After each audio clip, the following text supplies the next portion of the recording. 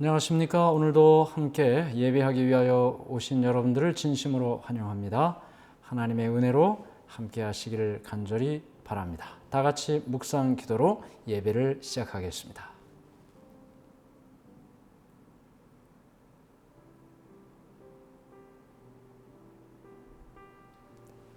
시작하는 찬미 함께 부르겠습니다.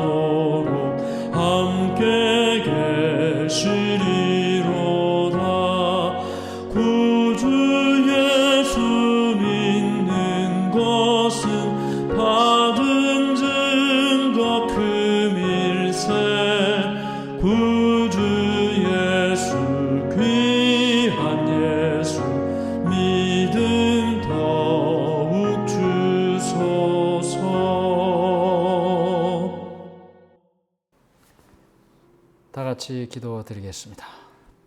하늘에 계신 하나님 아버지, 하나님의 은혜를 감사하고 감사합니다. 오늘도 우리에게 말씀의 빛, 성령의 빛을 비춰주시고 말씀을 통해 깨닫는 모든 뜻들을 우리의 삶에 적용하고 실천하여 주 안에서 자라가고 성장하는 그리스도인이 되게 인도해 주시옵소서. 예수님의 이름으로 기도드리옵나이다. 아멘. 네, 오늘도 함께 하신 여러분들을 환영합니다. 제가 세코야 천연 힐링 센터에 와서 일주일 동안 집회를 하고 있기 때문에 조금 장소가 달라진 것을 이해하시기를 바랍니다. 네, 오늘 우리가 함께 나눌 말씀의 제목은 12번째 시간 그분을 전하라 라는 제목으로 말씀을 나누도록 하겠습니다. 그분을 전하라. 우리가 하나님의 말씀을 전하는 일을 모르지 않습니다. 다 알고 있습니다. 또 경험하기도 했습니다. 그러나 신앙생활에 있어서 말씀을 읽고 기도하는 일과 함께 그분을 전하는 것만큼 우리의 신앙에 중요한 요소가 또 있을까? 세 가지를 이야기했죠. 말씀을 연구하는 일, 기도하는 일, 또 전도하는 일. 그 중에 이 세 번째를 우리가 이번 시간에 배우게 될 텐데요. 함께 말씀을 보도록 하겠습니다.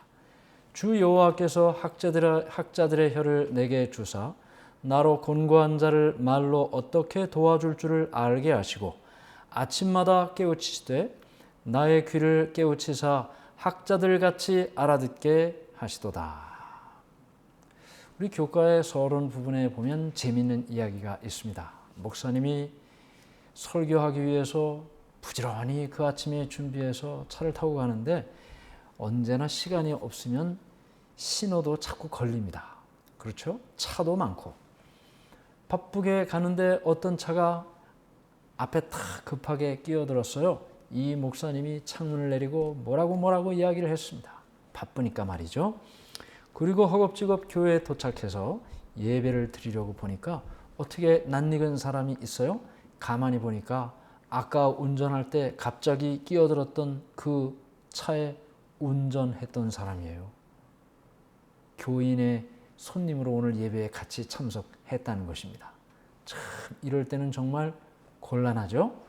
정말 곤란한 그런 예화를 우리가 이 서론 부분에 보게 되는데 이 이야기를 통해서 우리에게 이야기하는 바가 무엇입니까? 사람들에게 하는 말 한마디, 사람들에게 보여지는 한 가지 행동이 설교보다 그 어떤 것보다 중요하다라는 이야기를 우리에게 전하고 있습니다. 자, 첫 번째 이야기를 살펴보죠. 첫 번째 이야기는 넘치는 것에서라고 되어 있습니다. 넘치는 것에서. 이 넘치는 것에서라는 의미를 생각하면 우리가 전도를 할 때 항상 뭐가 부족하면 누구한테 나눠줄 수도 없고 전할 수도 없습니다. 내가 그리스도의 은혜와 사랑을 충만히 받고 넘쳐 흐를 때 비로소 그분을 전하는 일이 너무나 자연스러운 일이죠. 여기 우리 교재는 이런 질문을 하고 있습니다. 마태복음 28장 18절부터 20절에 기록된 대사명을 읽고 예수께서 모든 또는 항상이라고 말씀하실 때 동일한 헬라어 파스라 그랬어요. 그 의미들을 여러 의미들을 적어보라. 그렇게 이야기를 하고 있습니다. 자, 그러면 마태복음 28장은 우리가 너무나 잘 아는 말씀입니다. 마태복음 28장은 말이죠. 그래서 여기 마태복음 28장에 있는 말씀을 우리가 살펴보도록 하겠습니다.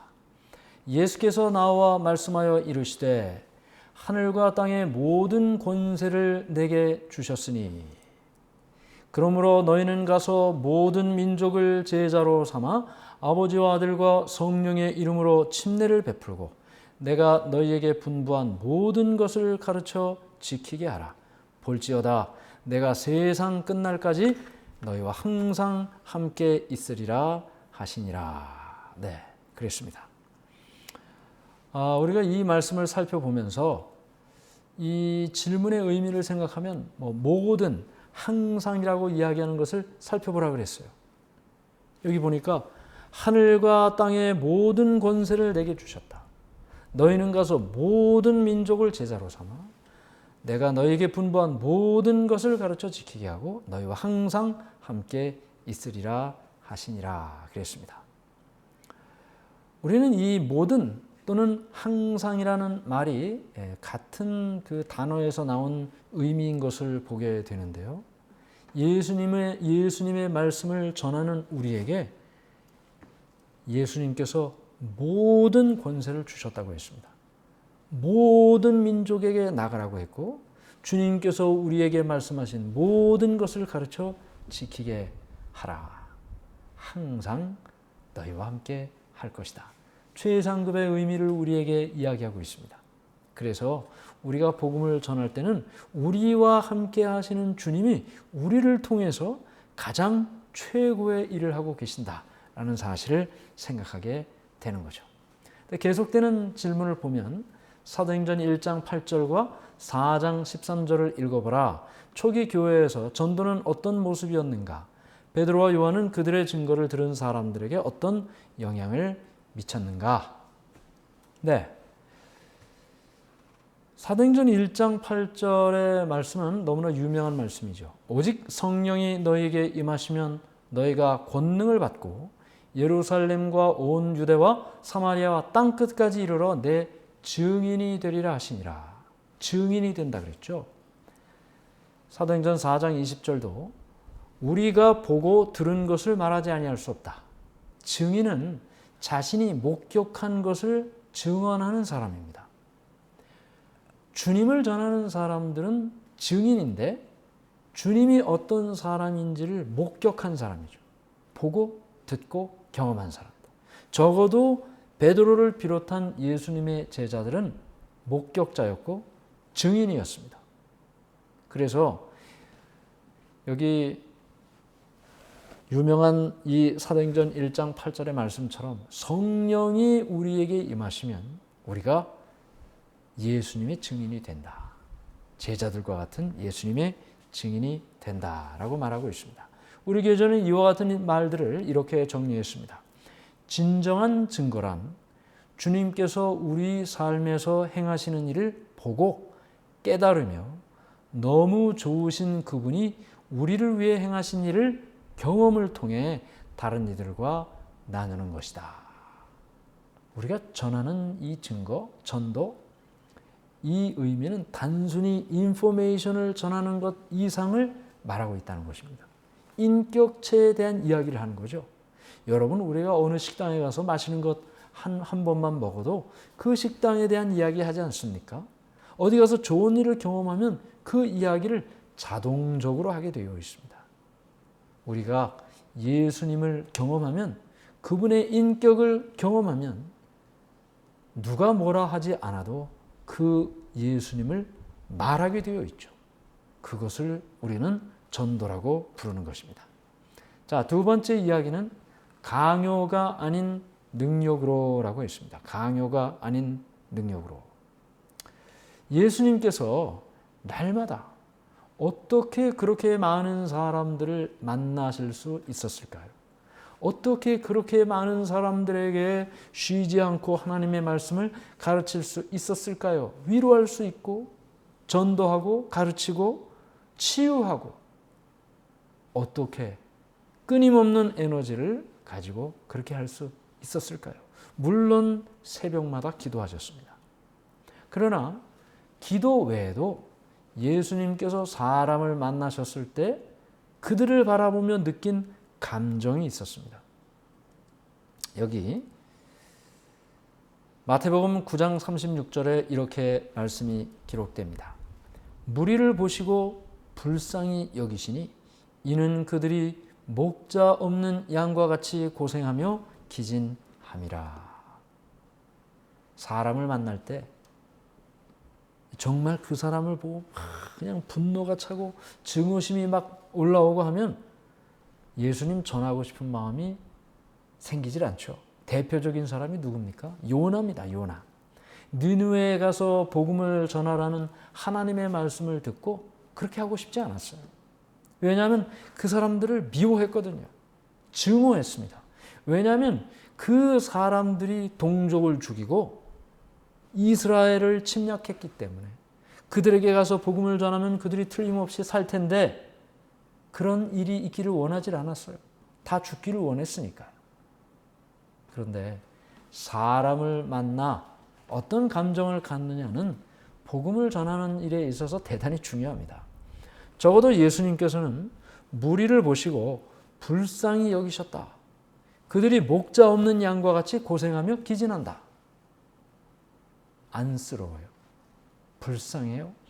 안타까워요. 이런 감정이 예수님께서 사람들을 볼 때 느꼈던 감정이었습니다.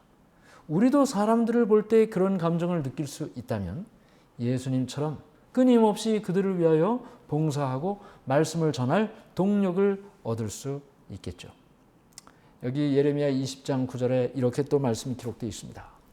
내가 다시는 여호와를 선포하지 아니하며 그의 이름으로 말하지 아니하리라 하면 나의 마음이 불붙는 것 같아서 골수에 사무치니 답답하여 견딜 수 없나이다. 이 예레미야는 여기까지 말하고 싶었어요. 여기까지.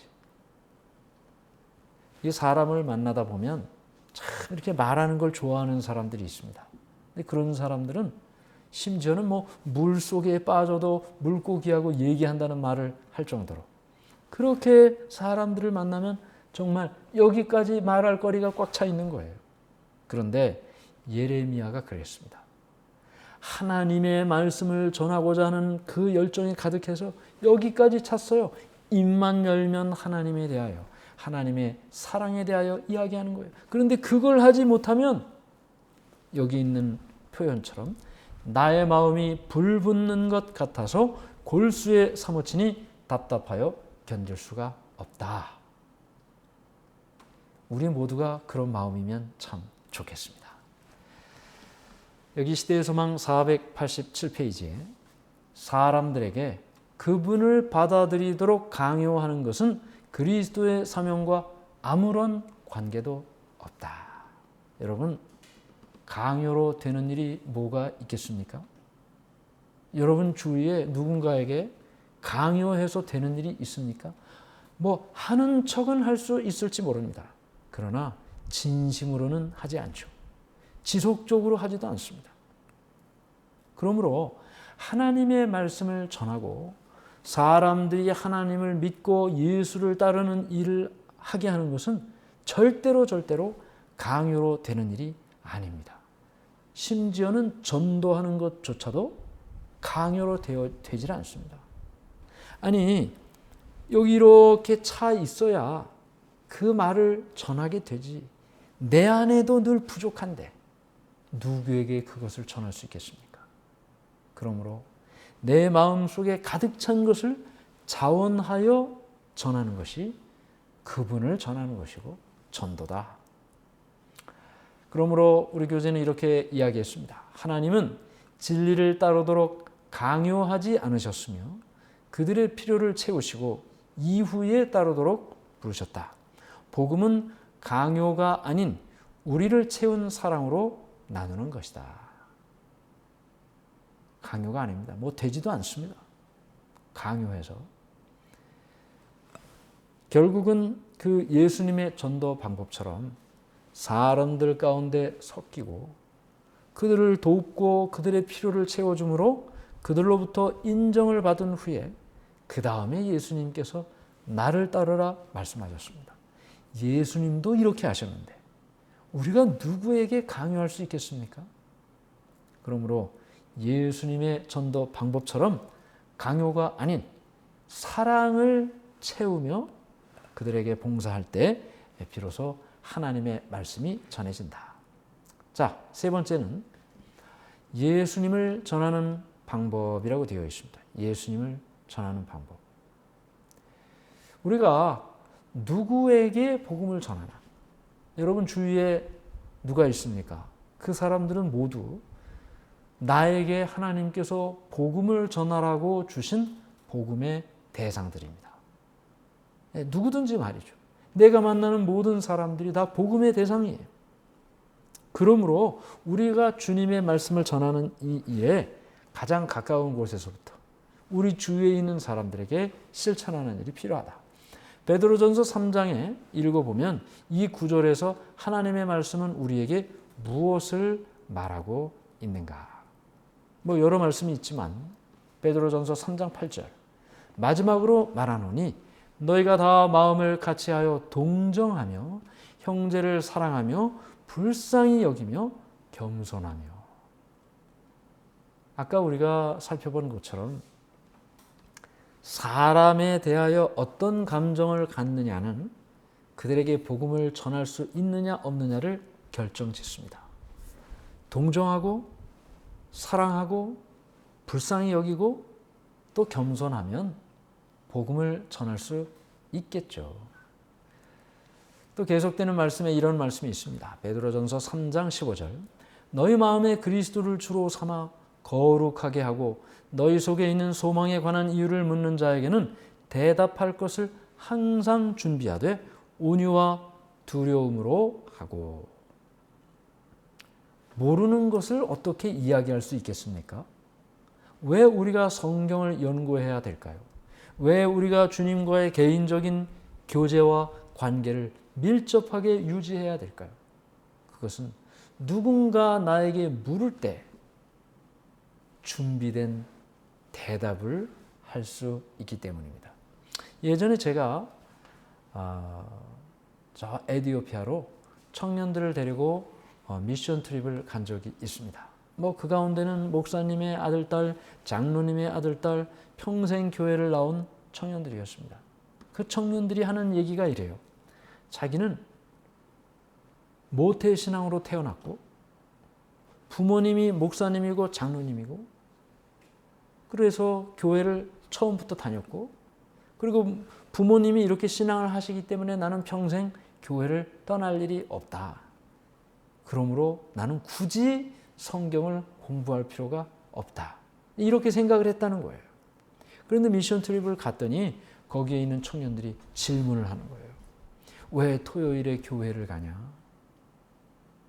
왜 기도를 드리냐? 이런 질문을 하는 거예요. 그런데 막상 그 질문을 받아보니까 다 내가 알고 있고 내가 다 인정하고 믿는 건데 대답을 하려니까 아무것도 생각이 나질 않는다는 것입니다. 그 이후로 그 청년들은 성경을 공부할 이유가 생겼어요. 경험을 했기 때문에. 성경은 우리에게 이야기하고 있습니다. 우리에게 묻는 사람들, 우리의 믿음이 궁금한 사람들에게 그들이 질문할 때 대답할 말이 준비되어 있어야 된다는 것입니다. 그러려면 성경을 연구하는 것과 함께 주님을 만나는 경험이 필요합니다. 왜 하나님을 믿어요? 우리의 아버지 어머니가 처음부터 교회를 다니셨어요. 그래서 저는 그렇게 교회를 나갑니다. 이건 대답이 아니죠. 그냥 상황을 설명한 거죠. 우리가 주님을 만나고 주님을 경험한 것이 있어야 그 이야기를 전하고 주님을 전할 수 있다는 것입니다. 여기 계속되는 말씀을 보면 우리 교재에는 이런 이야기가 있습니다. 능동적인 복음 전도에 대해서 여러 설명을 했는데 이걸 좀 정리를 해봤습니다. 첫 번째는 관계를 형성해야 됩니다. 관계를 형성해야 돼요. 말도 한두 마디 하고 같은 공감대를 형성할 대화가 그래도 있지 않겠습니까? 두 번째는 중보기도. 그를 위해서 기도하는 거예요.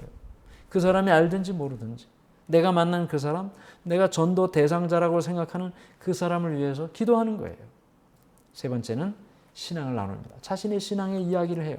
제일 좋은 것이 간증이죠. 저는 이렇게 하나님을 만난 경험을 했습니다. 교회를 통해서 이런 경험을 가졌습니다. 신앙을 나누는 거예요. 그 다음에 이제 어느 때가 되면 교회에 연결되는 과정이 필요합니다. 이것은 무슨 집중적인 성경 공부는 아직 아닙니다. 교회에서 하는 어떤 세미나에 참석하기도 하고 건강 세미나에 참석하기도 하고 교회에서 하는 야드 세일에 참여할 수 있도록도 하고 다양한 일이 있지 않겠습니까?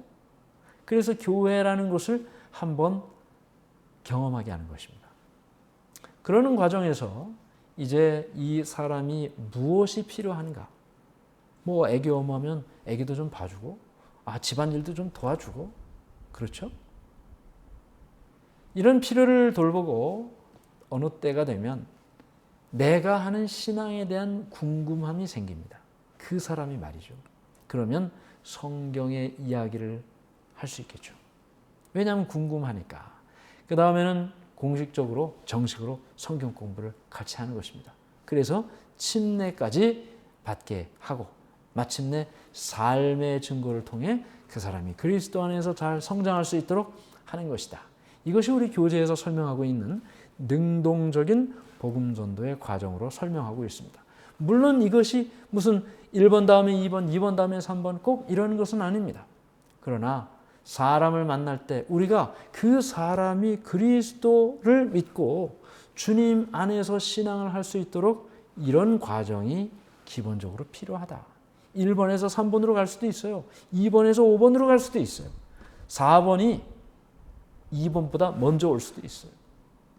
중요한 것은 사람마다 그들을 돕고 그를 위해서 기도하고 그의 필요를 채우고 때가 되면 그에게 하나님의 말씀을 함께 연구하고 말씀을 통해 확신을 갖게 하고 함께 신앙할 수 있도록 하는 것, 그것이 전도의 과정이라는 것입니다. 우리 교재는 이렇게 정리했습니다. 하나님은 믿는 자에게 복음 전도에 동참하라고 부르시며 우리 안에 있는 믿음과 소망에 대해 항상 대답할 준비를 하라고 말씀하셨다. 자, 전도는 누가 하는 겁니까? 전도? 목사님만 하는 겁니까? 선교회장님만 하는 겁니까? 장로님들만 하는 겁니까? 아닙니다. 예수를 믿은 모든 사람들이 하는 것이 전도입니다. 저는 아는 것이 없습니다. 이렇게 이야기하는 분도 있어요. 우리가 많이 알면 또 이야기할 수 있는 일이 있지만 많이 알지 못해도 전도할 수 있습니다. 내가 아는 범위 안에서 전도하는 거니까. 교회에 나가니까 말이죠. 너무 좋아요. 이렇게 전도하는 거죠. 성경을 뭘 얘기하고 이렇게 되는 때도 있을 겁니다. 그러나 내가 할 수 있는 것부터, 내가 잘하는 것부터 전도할 수 있다. 자, 계속해서 네 번째 이야기는 방황하는 자녀. 하나님의 택하신 백성의 일원이었던 에브라임 지파는 그분을 떠났다. 호세아 4장, 호세아 7장은 에브라임의 죄에 대해 무엇을 말하는가? 사실 우리 교회 안에 부모님은 신앙하시지만 자녀들은 교회 안에 있지 않는 경우를 자주 봅니다. 부모님의 마음은 항상 그 자녀에게 머물러 있죠. 어렸을 때는 다 교회를 다녔으니까요. 하나님의 택하신 백성의 일원이었던 에브라임 지파가 떠났다. 하나님을. 이러한 에브라임의 죄에 대해서 어떻게 호세아는 기록하고 있는지. 여기 여러 말씀이 있지만 호세아 4장 17절에 에브라임이 우상과 연합하였으니 버려두라. 에브라임이 하나님을 떠났어요. 우상 숭배를 해요. 호세아서에 보니까 버려두라. 하나님을 떠났으니 버려두라. 예레미야 31장 15절에 보면 이런 말씀이 있습니다. 여호와께서 이와 같이 말씀하시니라. 라마에서 슬퍼하며 통곡하는 소리가 들리니 라헬이 그 자식 때문에 애곡하는 것이라. 그가 자식이 없어져서 위로받기를 거절하는도다. 이 이야기는 에브라임이 우상과 연합하여 버려두라 한 호세아서의 말씀과 달리 라헬은 에브라임의 할머니입니다. 손자 에브라임이 하나님을 떠나 멀리 간 것을 마음 아파하면서 눈물을 흘린다고 이야기를 하고 있어요. 물론 상징적인 이야기를 하고 있는 것입니다. 라헬은 이미 죽었죠. 그러나 이 하나님의 말씀에 어떤 이야기를 하고 있느냐 하면 방황하는 자녀, 나의 자녀가 하나님을 떠나 방황하고 있을 때 하나님은 어떤 분이신가? 내버려두라! 그것으로 마치는 것이 아니라 여기 예레미야에 있는 말씀처럼 말이죠. 눈물 흘리고 기도하며 그 아들이 다시 하나님께로 돌아오기를 간절히 원하는 라헬의 심정으로, 부모의 심정으로 하나님께서 모두를 그렇게 기다리고 초청하신다는 것입니다. 떠났을지라도 포기하지 않고 기다린다. 예레미야는 라헬에게 방황하는 자식을 위해 울지 말고 소망을 가지라고 말한다. 예레미야는 또 무엇을 말하는가? 여기 예레미야 31장 18절. 에브라임이 스스로 탄식함을 내가 분명히 들었노니 주께서 나를 징벌하심에 멍에에 익숙하지 못한 송아지 같은 내가 징벌을 받았나이다. 주는 나의 하나님 여호와이시니 나를 이끌어 돌이키소서. 그리하시면 내가 돌아오겠나이다. 에브라임이 스스로 탄식함을 내가 분명히 들었노니 하나님께서 나를 이끌어 돌이키시면 내가 돌아오겠나이다. 돌아오지 않을 자녀는 아무도 없습니다. 다 돌아올 수 있습니다. 라헬의 그 애곡함과 애통함의 간절한 기도가 멈추지 않는 한 자녀들은 방황하는 자녀들은 결코 떠나지 않고 돌아오게 될 것입니다. 주님은 떠나간 이들을 포기하지 않기에 언제나 소망이 있다. 고집센 백성을 책망하시지만 자비는 결코 끊어지지 않으며 주님은 그들을 결코 잊지 않으신다. 자, 마지막 5번째 이야기입니다. 그들이 돌아오게 하리니. 스가랴 10장은 하나님께서 당신의 백성을 하나님께로 돌아오게 하는 아름다운 기별을 말한다.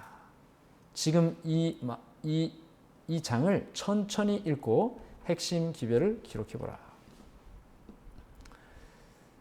히브리서 이 스가랴 10장의 그 내용은 이제 우리가 잠시 후에 살펴보게 될 거고요. 우리 이 이제 내용에서 어떤 이야기를 우리에게 소개하고 있냐면 떠난 가족을 대할 때 생기는 감정에 대해서 이야기를 하고 있어요. 왜 그들이 떠났나? 왜 그들이 하나님을 떠났나? 첫 번째, 왜 이렇게 되었을까? 두 번째는 내가 잘못한 것은 아닐까? 세 번째는 이제는 희망이 없는 것은 아닐까? 생각해 보자는 거죠. 그리고 베드로를 회복시킨 예수님의 경우를 생각하면 베드로가 주님을 부인하고 저주하면서 부인하기까지 했잖아요. 그런데 예수님께서 그 베드로를 다시 회복시키셨어요. 어떻게? 내가 너를 위하여 기도하였노니. 주님의 기도가 베드로를 회복시키셨어요. 그렇다면 우리는 우리의 기도가 떠난 가족을 다시 회복시킬 수 있음을 생각하게 되는 것입니다. 계속되는 말씀을 보면 여기 우리 교재는 이와 같은 설명을 우리에게 하고 있습니다. 떠난 사람을 하나님께로 돌아오게 하는 가장 강력한 힘은 비난이 아니라 기도와 사랑 그리고 예수님을 닮은 삶의 모범이다. 어쩌면 교회 안에 있는 사람은 교회를 떠난 사람을 비판할 수 있어요. 떠났으니까. 남아있는 사람이. 그러나 결국은 남아있는 사람이 떠난 사람에 대한 책임감을 가지고 있는 거죠. 그렇다면 그들을 돌아오게 할 수 있는 방법은 무엇인가? 비난이 아니라 기도와 사랑 그리고 예수님을 닮은 삶의 모범만이 그들이 다시 돌아오게 할 수 있다. 자, 오늘 우리 이 내용을 세 줄 요약을 통해서 정리합니다. 첫 번째는 전도는 억지로 사람을 바꾸는 것이 아니라 내가 경험한 예수님의 사랑을 나눈 것이다. 전도를 어렵게 생각하면 한 번도 못합니다. 그러나 전도는 억지로 사람을 바꾸는 것이 아니에요. 그럼 얼마나 힘들어요? 내가 그 일을 하려면. 내가 경험한 예수님의 사랑을 나누는 것이 전도다. 하나님은 교회를 떠나는 사람도 포기하지 않으시며 끝까지 기다리고 부르신다. 하나님께서 기다리고 부르신다면 우리도 기다리고 불러야 되겠죠. 마지막으로 세 번째는 사람의 마음을 움직이는 가장 큰 힘은 논쟁이 아니라 사랑과 기도 그리고 변화된 삶이다. 내 말이 맞을 수 있습니다. 그러나 내 말이 맞다 해도 그 사람의 영혼을 얻지 못한다면 아무 소용이 없습니다. 차라리 내 말이 잘못됐다라고 이야기하는 것이 그 사람을 얻을 수 있다면 더 잘하는 일이죠. 오늘 그분을 전하라 하는 이 제목으로 우리의 삶이 논쟁과 내가 맞다는 것이 아니고 그분을 소개함으로 겸손하게 전도하는 전도인의 모습을 경험하는 우리 모두가 되기를 바라면서 이 시간의 말씀을 마치겠습니다. 마치는 찬미 함께 부르겠습니다.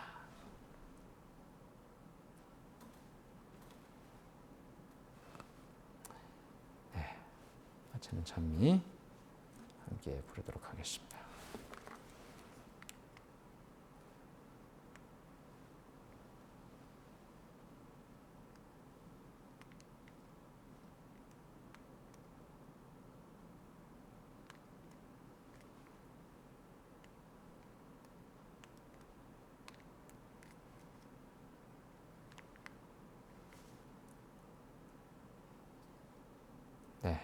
제가 기도하고 마쳐야 되겠네요. 기도하겠습니다.